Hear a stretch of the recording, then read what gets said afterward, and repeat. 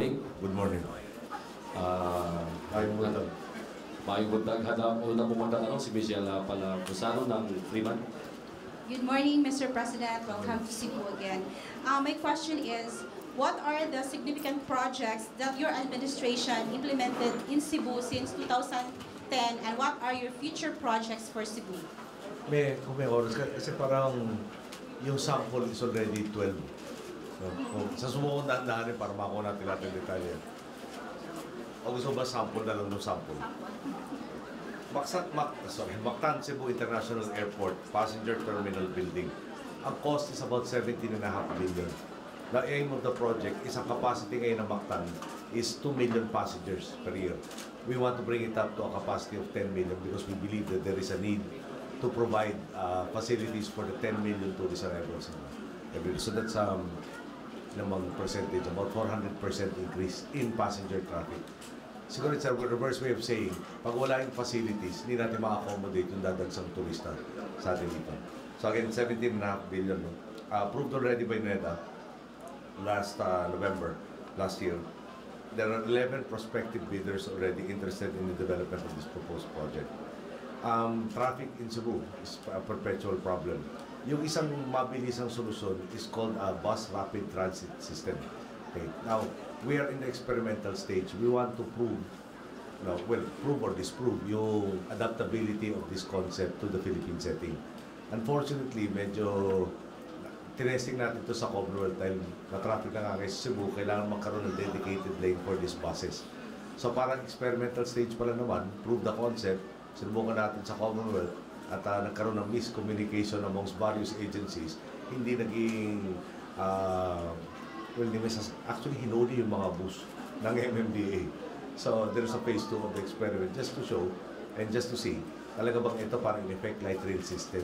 Pero yung pag-bus, hindi mo nagagawin yung infrastructure ng rail, less inconvenience while you're building it. Designation of a lane, equipment that will give them priority sa signal lights para tuloy-tuloy traffic, less yung stops, tapos yung mga sakayan ng tao hindi pwedeng buwaba maski saglit. Parang medyo elevated yung bus. So that's in the experimental phase. It will cost, if we decide to implement it, about 9 billion. Okay. There's a construction of the new Naga Power Substation. It's 1.3 billion. Yung i-decongest yung Naga switchyard, which is currently catering 10 generating units. Procurement activities, I understand, are already ongoing, including pre-implementation phase. Cebu Port Authority, Management Information System, 166 million. Okay. We are reviewing the cost structures, but this is a need. Cebu City San Remio Road Improvement Project, cost is almost 1.4 billion. It will construct 87.56 kilometers. Okay, magiging self-funded to DPWH. Conduct of a study for the Cebu-Mactan Third Island Link. Department of Public Works is currently looking for the funding source. Carmen Bulk Water Supply Project supplies 35,000 cubic meters per day to Metro Cebu. Alam naman natin yung problema ng tubig, at magiging mas problema pa pag dumami ang tao pati ng turista. 702 million project cost. Implementation of the project is ongoing. There's a construction of a diversion dam, filtration tanks, pipeline, etc. There's a comprehensive study ongoing for the Metro Cebu Integrated Flood and Drainage Master Plan. The cost is 120 million. Conduct of the Metropolitan Cebu Traffic Master Plan Study. Regional Development Council resolution was submitted to DOTC, and we are awaiting the feedback. There's a feasibility study ongoing also for the proposed Bohol Cebu Multi-Access Friendship Bridge. Hindi ko pa sinasabing tutuloy ito. Feasibility pa lang. Regional Development Council, again, had formed the resolution and as way back before we got into office, 2007. And this was endorsed to the Department of Public Works and Highways. We look for their findings. There's also a feasibility study for a bridge connecting Cebu and Negros Oriental. Conditional Cash Transfer Program, 809.271 million project cost. And this is just for Cebu. We have downloaded 99.37% or 804 million 177,000. Yung dagdag ko lang doon, ang target natin for the province of Cebu was originally 112,437 households. They have actually assisted 117,340 households as of February 2013. Palagay ko dadami pa to. And the target, of course, is to carry the 4.6 million households nationwide. So, ang point out ng DSWD, they are ahead of the proposed schedule. So that's a sample of what has already been done or already ongoing. Thank you. Next, Andrea Padilla, TV5 Cebu. Good morning, Mr. President. You already brought up the BRT project po. But both Congressmen Tomas Osmeña and Eddie Golias have also strongly expressed their support for the BRT system and a light rail transport system to address the traffic congestion here in Cebu. Would you also bring the experimental phase po dito sa Cebu? And would you reconsider restoring these as PPP priority projects po? So long as ma-prove yung adaptability of the technology. Yung envision actually yung bus rapid transit for Cebu. No? Pero yung experimental phase will already cause more traffic dahil wala pa kulang kayo sa infrastructure. Paalala ko lang yung debate sa flyover at kung ilalagay at hindi ilalagay. So yung debate yun, nag-referee pa ako sa mga nagko-content na pwersa. Pero naman siguro, in that particular junction, kung naalala ko, medyo magulo yung intersection Di ba? Parang nagiging 5 sang, di ba pag intersection, 4. Ito parang 5 So talagang maliwanag na kailangan talaga may intervention ang gawin dyan. Isasama pa natin yung experiment ng bus rapid transit, kukuha ng isang lane, mababawasan yung lane for the others. In effect, dadagdag yung traffic. So ako nagmukay, bago natin dalhin dyan, no, kailangan i-minimize natin yung abala sa mga mamamayan. Ibig sabihin, kumbaga sa prutas, hinog na. So, sa Metro Manila, may more or less, mas marami infrastructure, may capacity ma-absorb pag nakuha yung isang lane, makukuha ng ibang lanes yung necessary traffic, mababawasan ba yung traffic because of the rapid transit system. Doon na muna natin unahin para habang ginagawa natin yung finished product. Ngayon, pag light rail system, ang disadvantage niya, siyempre, construction ng rail itself. At hindi lang naman yung kung saan nakapatong yun, siyempre, yung mga adjacent, pag tinatayo na, elevated, pinaproblema natin. Maraming mga right-of-way issue dito. Yung historical buildings nyo, matatamaan ba? Yung bang ating mga local leaders sa tsaka various sectors, mapapagkasundo natin na ito ang best route para magawa ito. Kung wala cooperation ng tao, mapapahirapan tayo ilagay yung project. So, we really need to move a lot of people. I'm more familiar with yung Metro Manila. We have a daytime population in Metro Manila of about 14 million. And at night times 12. So there's at least 2 million who commute from outside the NCR. So yung movement of the 2 million people is a very, it's not an easy task. So you have various light rail systems ongoing already. Baka yung bus rapid transit system will be better. Kung better to, faster may implement. Faster mo ma-implement, savings of fuel, less of pollution, etc. So we're really charting the course. Kung determination, applicable, bus rapid sa atin. Kung yun ang direksyon doon natin reduce lahat. Funding is not really a problem. Piniphrase ko lang na parang hindi naman tulog mayabang. Marami, di ba, alam naman yung appreciation of the peso versus the dollar. And basically, sinasabi nga na yung pag-uutang tayo ngayon, na investment grade status pa tayo, maraming magpapautang sa atin at saka mas makakamura tayo. Funding is the least of the problems. Pero hindi naman pagkit may pera, tapon dito, tapon dyan. Hindi tapon. Kailangan sigurado tayo, pinondohan natin ito may pakinabang. So, itong concept ng bus rapid transit was done in South America. I think Indonesia also does it. And certain other countries. Pero pagdating sa atin nga, kasi ang concept, pare-pare naman road network. Sinegregate mo na isang lane for these buses at priority sa intersections. So, babalik ka doon, synchronized ba lahat ng ating mga traffic systems? Even in Metro Manila, may mga sections na hindi. Within the fort, naalala ko, hindi synchronized. Idea na synchronized, pag napag-tsambahan mo green, parang buong ruta mo green na. So, ang gusto mo, ganun, parang in continuous yung flow, hindi stop and go, stop and go, stop and go. May maraming components yan. So, maganda yung concept, pero iba pa rin yung sinubukan mo na. So nandun tayo sa phase na sinusubukan na natin ngayon at makita kung ano mga problema sa implementation. Para pagdating dito sa Cebu, operate na lang. So, and unfortunately, it will take a little time. But we are cognizant of the fact na pag nagmamaneho ka dito, dahil parang pag nagkamali ka ng lilikuan hindi diretso, di ba? Maraming hindi diretso. Pag nagkamali ka ng lilikuan, baka hindi ka na makapunta sa pupuntahan mo. So, maraming limitation. Yeah. Pag mas maganda i-diretso natin dyan, yung tatamaan ng di-diretso, i-diretso nyo, pero releasean nyo. So, yung right of way resolution. So, come up, prove the technology works, then it will be easier to convince, if not all, then most people that this is the route to go. Okay, thank you, Andre. Next, Leo Pano, DCMA. Leo. Mayong Buntag. Ay, sorry. Leo, Mayong Buntag. My Butag, sir. And congratulations anyway. Alam kong yan ang dahil napasarap ka, kaya doon sa itatanong ko sa iyo. After knowing that kasama ka nga dun sa top 100, dun sa list ng top, Time Magazine, how do you feel right now? Maganda yung kanyang training to. Then, how do I feel? Siyempre, honor, no? Pero at the same time, pinaalala rin sa akin, marami na tayo talaga nagawa pero hindi akong gumawa. Klaro sa akin na kaya kong gawin to dahil nasa likod ko ang taong bayan. So, kung medyo alanganin ako sa suporta ng taong bayan, pag nilabanan natin yung tiwali, pag binago natin yung nakaugulingan ng mga sistema at proseso, so, baka mahina yung kalooban natin sugurin lahat ng dapat sugurin.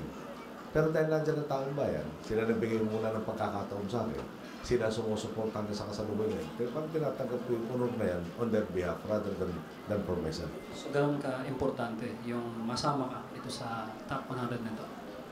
Recognition ng ating mga kababayan siguro, ng buong Pilipino, more than anything. And I'm just the face. Kumbaga ako yung unang isusugod sa problema, tanggap ko yun. Pero yung pag meron naman tagumpay na lahat.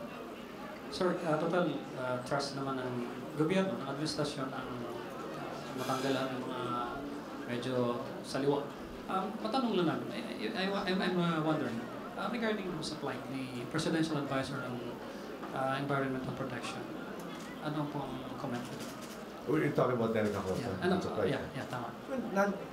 Siyempre, sa party mate, matagal na natin kasamahan, maraming pagsubok na dinaanan kami sabay.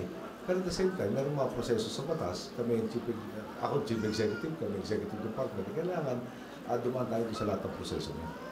And palagi I'm reasonably confident, if not I'm confident, that he will be able to weather this particular challenge. Sir, last na lang, habang huli. Kay si Bureau of Customs Commissioner Rufy Biasa, kung di ako nagkakamali, may meeting kayo last week. Ano po nangyari, sir? Siyempre, para mas papaganda ang pagtakbo ng Bureau of Customs. Dito sa Cebu, kaya kamakilala, nag-exist ng significant rice mug ng term. To smuggle rice was thwarted. Ganda rin yung pagkabiyahe ko dito, may nakausap tayo mga local leaders. Meron mga other indicators as regards to smuggling. For instance, meron silang mga binibenta produkto, nakita nila humina yung sales nila, nagtanong bakit. Yung mga kliyente nila, farmers, tila nabawasan yung bumibili ng kanilang produkto. So indicates na meron pinakukunan ng ibang produkto na hindi yung traditional suppliers, which it gives us more information. So, can I just leave it at this now? Yung binigyan ko ng mga certain specific si Rufy, sinabihan ko rin siya na yung parang pinag-usapan natin yung mga planong gagawin sa customs. Actually, yung plano ini-implement na. Pero hindi ko pwedeng sabihin sa inyo kung ano yung mga plano dahil parang pahirapan lang namin sarili namin pag in-implement namin. Basta iwan ko na lang na palagay ko lahat magugulat kung sa gagawin namin dyan. Thank you, sir. Congrats ulit. Thank you, Len. Next, huling tanong, Joseph Morong, GMA7. Sir, good morning. Joseph. Sir, regarding the COMELEC, si Chairman Brillantes is the one nagtatampo na because lagi siyang nababala sa Supreme Court, no? And he has expressed na he might want to resign. When are you going to meet him and will you allow him to resign? Well, siyempre, papakisapan ko naman yung ating chair. Medyo less than a month na lang yung eleksyon. Ang hirap naman na magtatalaga ng bagong chair at that last point. And parang nabasa ko sa diaryo, sinabi naman niya, baka spur of the moment feeling at the time that he was most frustrated. which he said, let me think about it over the weekend, think about it more soberly and less emotionally. And I think he will see that the country needs him to chair the COMELEC at this crucial period. So, kailangan kami meeting. I'm at his disposal. When he feels that he's ready to meet with me, I'm always ready to meet with him. So regarding the SQA and the TRO, initially Supreme Court issued SQA, and then they changed it 2 days after TRO. Your thoughts about this? Are yung limiting, wala nang limit yung airtime ads? I think it's a matter of the public record na baka magalit yung network mo. To one network, I voted against being able to access media, yung having ads. And the reason is, kung sinasabi natin may problema sa corruption, what are the salaries for government officials vis-a-vis even 15 or 30 seconds lang? So, para bang may difference between, significant difference between your ability to purchase on your own resources or on this airtime. You make the elections more costly. There might be more temptation to become corrupt, to be able to fund. So you would rather, sir, na i-limit talaga ng COMELEC? Well, let me go back. No? I voted against the measure when ito sa bill. I still subscribe to the idea na kung dadagdagan natin ang gasto sa tuwing eleksyon, para ba rin tayong nag-iinganyo sa iba na maghanap ng paraan para mapondohan yung gagastos nila. At ibig sabihin nun, kadalasan, para baka lalong magsakam sa tukso ng corruption. Yan ang nilalabanan natin. Sir, last na lang sa appointments dun sa election, I think si Attorney Pareño is receiving a little flack because wala pa yata siyang 10 years as practicing lawyer. 2004 yata siya. That's news to me. Let me check that. Galing sa LTFRB, did Mar have anything to do with this appointment with the COMELEC? No, Mar and others, no. I consulted a wide range of people. Amongst them, Secretary Laila de Lima, who is an acknowledged election law practitioner. The Chief Presidential Legal Counsel, the Executive Secretary, obviously they're all lawyers. This would be people that they would know of or have heard of or would know the performance of. I'm not a lawyer. They are not in my circle of people that I normally deal with. So, yung importante na people who are more competent in coming up with advice, work consulting. So, pinilit nga natin na to try and talk to as broad a segment of society, to be able to come up with the best. Yung pag sila mong best, perhaps they're not as known. Pero yung, sorry, hindi ko dala yung notes ko. One of them actually has been an international electoral consultant to places like Kosovo, one of the TANs. Digia yata. Nung ta-transition sila from authoritarian rule to representative democracies. So ito yung kinuha siya as a consultant on how to adjudge electoral disputes, etc. So his experience is not only in the local field, but more importantly, he has had experience in other countries where he is already recognized as somewhat of an expert in setting up their own electoral processes. Sir, parang nababalam yata sa LTFRB, parang kulang sila ng tao doon. Are you going to appoint a replacement already? Definitely. First, nag-resign si Jacob. That caught us by surprise, in all honesty. So we were already searching for the chair of this of the LTFRB. Then, medyo mas urgent yung need ng COMELEC, kasi LTFRB. So bigla nag-iisa na lang siya. At meron ng mga, I understand there are candidates already that I'm waiting to get to reach my desk. How soon, sir? Well, as soon as possible. Pero yung vetting kasi, pinipilit natin kumpletohin.